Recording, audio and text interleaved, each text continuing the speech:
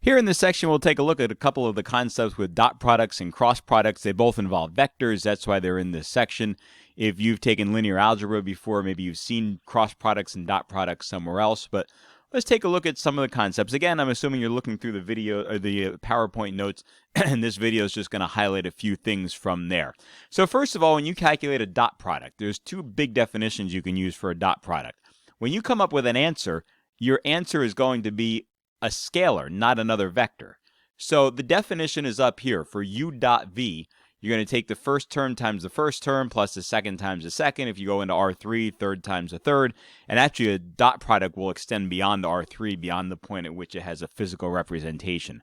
So let's say you've got the vector 1, 4, and you're going to take the dot product of that with the vector 3, negative 2. All right, so you'll take the first term times the first term, so 1 times 3, plus the second term times the second term. Right? 1 times 3 is 3. 4 times negative 2 is negative 8. So when you add these together, you end up with a value of negative 5. What does that mean? We'll get there. This is a scalar, though. The answer is not another vector. So another way to define the dot product, and I explained this a little bit in the notes, is you can actually use the good old-fashioned law of cosines to come up with another definition of the dot product. And this definition of the dot product is not based on the sum of the products of the vector components. It's based instead on the cosine of the angle between the two vectors. So if you look at the definition of a dot product up here, it says the dot product is the magnitude of the first vector times the magnitude of the second vector times the cosine of the angle between them. All right, that means that you can take that and you can solve for cosine, right, by dividing by magnitude u, magnitude v. Both of those are just scalars. And then if you want the angle measure between the two vectors, take the inverse cosine of that. So it's the dot product over the product of the magnitudes. So let's take a look at an example where we might get to use this. So I've got two vectors up here, vector v and vector w. I can write those in component form if it makes it easier for me. So vector v, if it's 7i minus 4j, it's 7 in the I direction, negative 4 in the j direction. And then vector w is the vector 2, negative 1. All right? If I want v dot w, then I'm going to do 7 times 2, which is 14, plus negative 4 times negative 1, which is 4, and I get 18. If I switch it around, if I do w dot v, well, now I do what? I do 2 times 7, and I get 14. I do negative 1 times negative 4, and I still get 4. Turns out that it doesn't matter what order you take the dot product in. The dot product is commutative. You can switch the order. All right, now how about the angle between the two vectors? Well, what do the two vectors look like? 7, negative 4 goes 7 to the right and 4 down. So there's one vector. The other vector is 2, negative 1. So over 2 and down 1. These vectors are almost on top of each other. That angle between them is going to be really small. So let's try it. First of all, what is the formula? The formula is that the cosine of the angle equals the dot product, which is 18, over the magnitude. So that means in order to calculate it, I need the magnitude of v and the magnitude of w. Well, the magnitude of v is going to be the square root of 7 squared plus 4 squared. So this will end up being the square root of 65. The magnitude of w is going to be the square root of 5, right? 2 squared is 4, 1 squared is 1, so I get 5. So when I put the two magnitudes down here, square root of 65, square root of 5. Whatever number I get down there, that number cannot be greater than 1, because the cosine of an angle can't be more than 1 or less than negative 1. All right, so maybe I want to calculate this answer in degrees. Let's find out what that number on the inside is first. So take 18, divide it by the square root of 65. Now take that answer and divide it by the square root of 5. I get 0.99846. So now take the inverse cosine of that number. Don't round too severely or you're going to end up with an error. So I get 0.99846. And now take the inverse cosine. Again, I said I want to do this in degrees, so let's try to do this in degrees. I'll do the inverse cosine of 0.99846, and I get 3.18. So like I said, a very small angle. This is 3.18 degrees, which when you look at my little sketch up here actually kind of makes sense, right? It's a very small angle between those two vectors. All right, when you look at the way this formula is organized, there is one sort of extreme case here. I mean, the cosine, it's possible, could be 1 or -1. What if the cosine is equal to 0? If the cosine is equal to 0, then that must mean that that dot product up at the top is equal to 0. Well, if the cosine is equal to 0, where does that happen? That happens at pi/2, or 90 degrees. This leads us to the idea that if the dot product is 0, then the vectors are perpendicular to each other. Another way of saying that the vectors are perpendicular is that they are orthogonal. So perpendicular tends to refer to physical things in 2 dimensions. You could have it in 3 dimensions also, but orthogonal extends that beyond the physical idea of perpendicularity. So are these two vectors orthogonal? Let's calculate their dot product. The dot product of u and v is going to be what? It's going to be 2 times 6 plus 3 times -4. Well, that's 12. That's -12. Yes. Dot product is 0. Therefore, the two vectors are perpendicular, or, as we might say, orthogonal to each other. All right, another concept that's sort of important is the idea of a projection, the projection of one vector onto another. And again, you could read through the PowerPoint and see all my little formulas and everything, but it looks like this. Suppose I've got some vector v, and I've got another vector u. All right, so I've got another vector u up here. And I take a perpendicular from u, from the end of u, and I drop it down here. This thing here is the projection of u onto v. So that thing there is the projection of u onto vector v. In other words, it's a fraction of the whole length of vector v. How much of a fraction? Well, that's what this funky coefficient calculates for us. We take the dot product of the vector and divide it by the square of the magnitude. That gives us a coefficient, and then from there, we just multiply it by the vector itself. So suppose we want to find the projection of u onto v and the projection of v onto u for the two vectors that are listed down the bottom here. All right, we'll do something in R2. So first of all, let's try to draw these things out as best as we can. 2, -2 is a vector that goes 2 to the right and 2 down. Vector v goes 3 to the right and 1 up. So for the first thing, I would like the projection of u onto v. So the projection of vector u onto vector v, let's be clear, this is u, that's v, so I'm going to go up this way. Projection of u onto v. So it's going to be a fraction of vector v. How much of a fraction? Well, let's calculate those coefficients. Let's calculate u dot v, right? That's the first thing that's up here, is the dot product of u and v. So 2 times 3 is 6. -2 times 1 is -2. 6 minus 2 is 4. Right? The second thing I need to do is take the magnitude of vector v and square it. So the magnitude of vector v is the square root of 10, right? It's the square root of 3 squared plus 1 squared. So the square root of 10, that's the magnitude of v, and then square it. What does that give us? That gives us a 4 on the top, a 10 on the bottom, 2/5. So essentially the projection of u onto v is 2/5 of vector v. So it's 2/5 of the vector 3, 1, which gives us the vector 6/5, 2/5. All right, so what is that? A little bit more than 1 to the right and 4/10 up? Yeah, I could see that. Right? I could see this vector over here being 6/5, 2/5. Right? The second part of the question now says find the projection of v onto u. So v onto u is this vector here. It's a fraction of vector u. All right, so let's try the projection of v onto u. Again, I need the dot product. Dot product is the same, right? It's still 4, except this time it's going to be divided by the magnitude of vector u squared. So this is going to be the square root of 4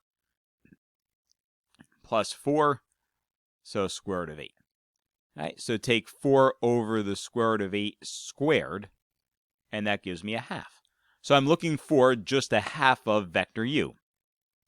Half of vector u, that's easy, 1, -1. Does it look like I would go 1 to the right and 1 down in order to get this vector? Yeah, it seems reasonable to me. Do I know it's exactly correct? No, but to me, it does make sense. All right, let's take a look at one more application of projections. And this is the old physics problem where you've got a box that's sitting on a ramp. So let's try to draw out a little picture of this and see where it goes. Here's a ramp. All right, there's a box that's sitting on my ramp. And I've got a base over here. And I know a couple of things. First of all, there's a normal force that's perpendicular. So the normal force comes like that. There's also the force that goes directly down. All right, we'll call that force F, the gravitational force, you might call it. Then what do I have? I'm going to call these things meeting in the middle over here. So maybe my gravitational force should actually meet in the center.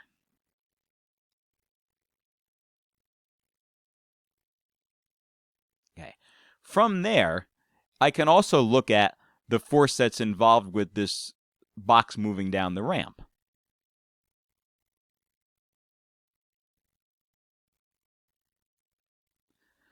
So how can I get some information about that box that's moving down the ramp?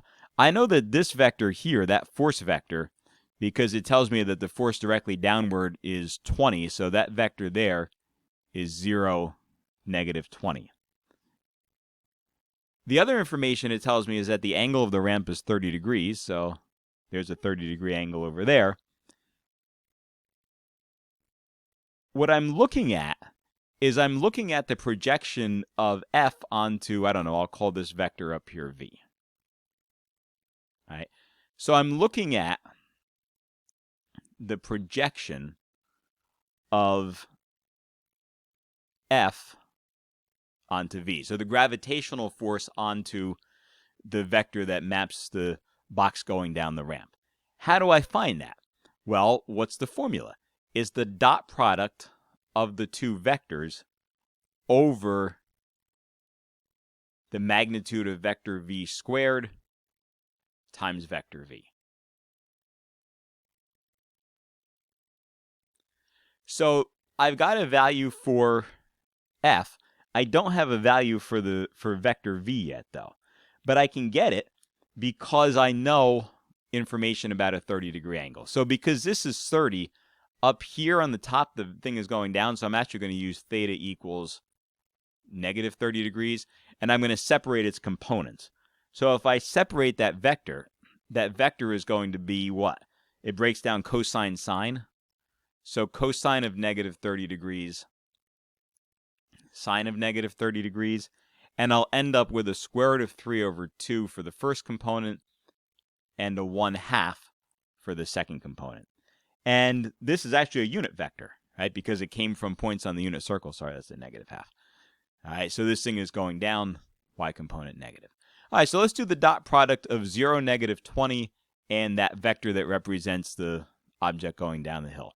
So I get 0 times square root of 3 over 2 plus -20 times -1/2. So -20 times -1/2 is 10. So the value up on the top is 10. On the bottom, like I said, this thing is a unit vector.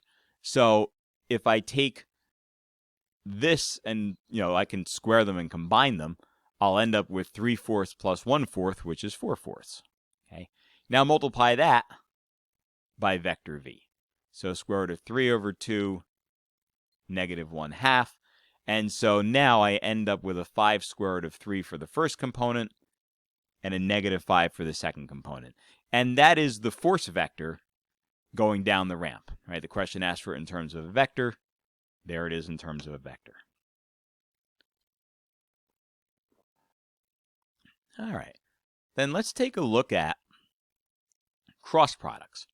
Cross products are a little bit different from dot products for two reasons. The primary one is when you do a cross product of two vectors, you end up with another vector, not a scalar. When you do the dot product, you get a scalar. When you do the cross product, you get a vector. So the first thing that you're going to have to understand in order to do a vector, in order to do a cross product, is how to find the determinant of a matrix. Now, you can skip ahead a little bit. If you've done linear algebra and you know what a determinant is, then you don't have to worry about this. But a cross product makes much more sense when you know how to find the determinant of a matrix. For a 2 by 2 matrix, the determinant is easy. Take this guy over here, 3 times negative 2, and subtract the cross going the other way. Right? So subtract 4 times 5. So for this number, it gives me negative 6 minus 20. The determinant is negative 26. The determinant is just a number. I mean, unless there's variables in there, but the determinant is just a number. When you get to a 3 by 3 matrix, it gets a little bit funkier. And without going into the whole story behind it, basically what you're going to do is break this 3 by 3 into 2 by 2s. So first thing you do is you knock out row 1 and column 1. You take that negative 1 that's on the outside, and you make a 2 by 2 out of the 4 numbers that remain. Okay? The second one will have a different sign. So you put a minus, then you put the 3 over there, and this time instead of knocking out row 1 and column 1, you knock out row 1 and column 2. And now there's 4 numbers that are left. 0, 0, 1, negative 1. Okay. The third time I do this, I'm going to knock out the first row across and the third column. So knock out the first row and the third column. And I put that 2 plus 2. And then the 4 numbers that are left are actually sitting right in front of me. 0, 2, 1, 1. Okay. Those bars mean that I'm finding the determinant and not just writing a matrix. So now for each of these, we find the determinant of those little pieces. So when I calculate 2 times negative 1, I get negative 2 minus 0, because going the other way, I just get 0. This piece over here will give me a 0 going this way and a 0 going that way. And the last one will give me a 0 minus 2, right? Don't forget it's this way, top, left, bottom, right, minus the other way. All right, negative 1 times negative 2 is 2, minus 0 minus 4, because 2 times negative 2 is negative 4, and then 2 minus 4 is negative 2. So the pattern always goes plus, minus, plus if you go across the top. Now, if you know that you can go down the columns, you can find determinants that way. So why is this interesting? Here's why this is interesting. There is a formula for finding the cross product of two vectors. It's a funky formula. If you've got vectors with components u1, u2, u3, and v1, v2, v3, you can actually write out the formula as u2, v3 minus u3, v2 in the I direction, minus u1, v3, u3, v1 in the j direction, and so forth. But you notice that what I've done is I've actually just found the cross product of the vectors by writing ijk across the top row, putting my u vector first, putting my v vector second. All right, and then if I knock out row 1 and column 1, I'm left with u2, v3 minus u3, v2. Okay, that minus sign always goes before the second one, and then the plus sign before the third one. Unless the second one is already negative, then 2 negatives make a positive. And that's a much easier way to remember how to find a cross product. So let me run through an example. I think it's important for you to at least see me try one of these. So the first row across just goes ijk. Yes, I should put the little arrows on top, but we know what they're there for. All right, vector u is 3, 2, negative 1. vector v is 4, 5, 1. All right, so the first thing I do is I knock out row 1 and column 1. The coefficient is just the I, and I'm left with 2, negative 1, 5, 1. All right, the second component now is minus, so I do minus j. When I knock out row 1 and column 1, I'm left with a 3 and a negative 1 and a 4 and a 1. Okay, and then I have a k. Again, knock out row 1, this time column 3, and I'm left with 3, 2, 4, 5. All right, now find the determinant of each of those. So 2 times 1 is 2, minus a negative 5. Now minus j, do the 2 by 2 in the inside. 3 times 1 is 3, minus a negative 4. And then plus k, 3 times 5 is 15, minus 8. All right, what do I get? 2 minus a negative 5 is 7, so I get 7i. 3 minus a negative 4 is 7, so I get minus 7j. And then 15 minus 8 is 7, so I end up with a 7k. So this thing is just the vector 7, negative 7, 7. That's the cross product. It turns out that the cross product is actually perpendicular to both of those vectors. So somebody might say, find a vector that's perpendicular to these two given vectors. You calculate the cross product, and in this case, you came up with a vector 7, negative 7, 7. That vector is perpendicular to both of those vectors up there. Okay. If somebody asks you for the unit vector, then find the length of that vector and just divide.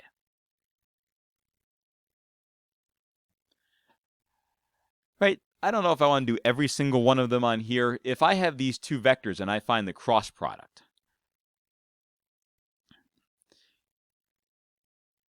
if I did ijk and I did u cross v, I would get 5, negative 1, 2, 6, 0, 2. When I go to find the determinant of that matrix, I would end up with I and then negative 2 minus 0. Remember, it's a minus before the j. 10 minus 12 plus k, 0 minus a negative 6. So I say u cross v gives me the vector negative 2, positive 2, right? 10 minus 12 is negative, but that negative makes a positive, and then 6. What happens if I switch the order? What if I do v cross u? I still do ijk across the top, 6, 0, 2, 5, negative 1, 2. All right, look what happens. When I do v cross u, now I get 0 minus a negative 2, which gives me a positive 2 in the first spot. For the j's, I end up with 12 minus 10. But remember that 12 minus 10 has a negative before it, so I get a negative 2. And then for the k's, I get negative 6 minus 0. All that happens is I get the vector going in the other direction.